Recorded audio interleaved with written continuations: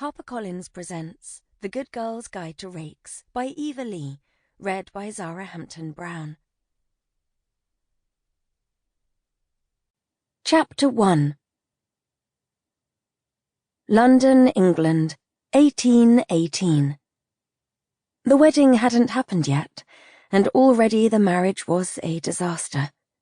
Kieran Ransome and his family stood beneath the portico of St. George's before entering the church's vestibule, and as his mother briefly lifted his sister's veil to brush away a stray lock of hair, he caught a glimpse of Willa's face. Her cheeks were ashen, her lips drawn into a thin, tight slash. The Countess twittered and fussed with Willa's gown, yet his sister barely uttered a word. Last night, the family had enjoyed a pre-wedding supper, and Willa had been almost mute then, as well. She'd had 2.5 glasses of wine instead of her usual one, picking at her food rather than displaying her typically robust appetite. The groom had slumped in his chair, offering up grunts when spoken to, and had declined Kieran's offer of a post-meal drink at their favourite chop house. Something was clearly wrong. "Something's clearly wrong," Kieran's brother Finn whispered into his ear. Kieran shot a glance toward their father, the Earl of Wingrave, who stood close by, chatting with Simon, his eldest son. Alice, Simon's wife, hovered at her husband's side. The Earl and the Countess ignored each other, which was unsurprising. But what did astonish Kieran was the fact that no one seemed to notice how anxiety emanated from the bride like a silent scream.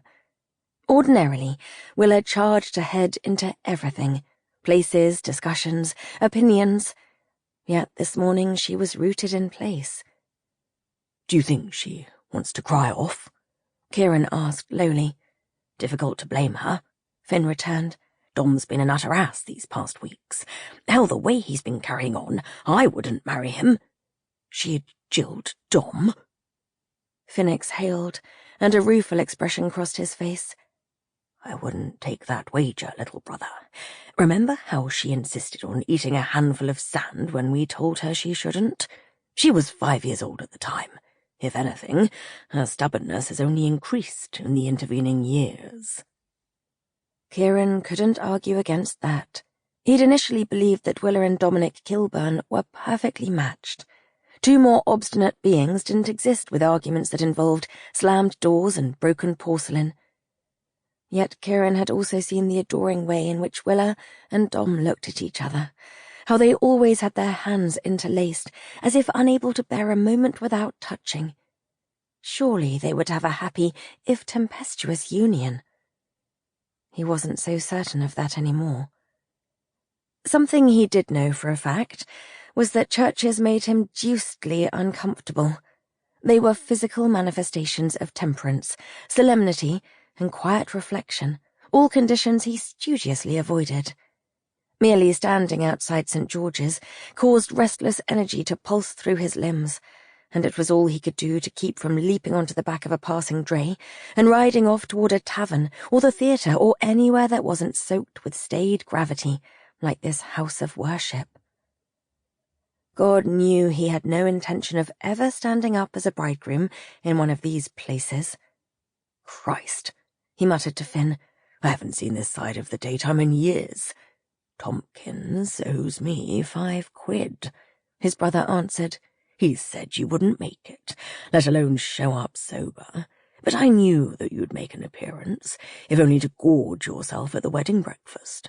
Thank you for your faith in me," Kieran said dryly. Louder to his family, he said, "As groomsman, I'm off to check on Dom.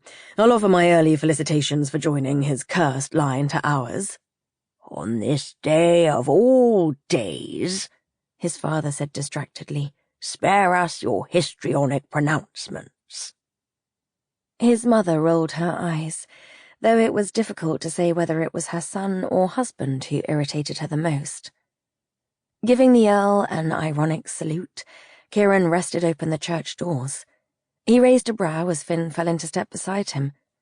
"I've a wager with myself to see if you are struck dead the moment you set foot inside the church," Finn explained genially.